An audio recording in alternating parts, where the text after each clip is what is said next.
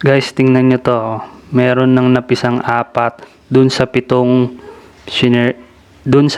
itlog na shinare ko nakaraan. So ito, panoorin nyo to. Tingnan nyo. Yung panganay ito yung nauna. Tapos meron dun maliit. Siya yung pinakahuling napisa.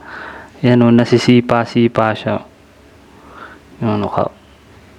Yan yung mga kadalasan nangyayari kapag iba-iba yung laki nila.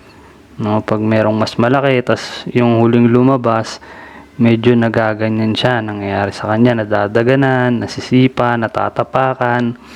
Kaya pagka minalas-malas, nadidisgrasya. Pero itong ibon naman na to, yung sisiw na yon, buhay pa rin naman siya. Yung pang-5 napisa, yun yung nadisgrasya, nadaganan nung panganay. Sayang. Kaya ang magandang gawin, kunin nyo na lang yung pinakamalaki, i-handfeed nyo.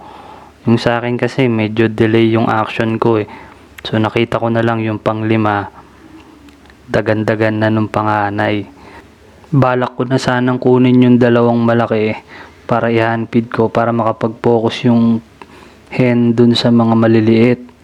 Kaso pag check ko ng umaga, ayun na nga.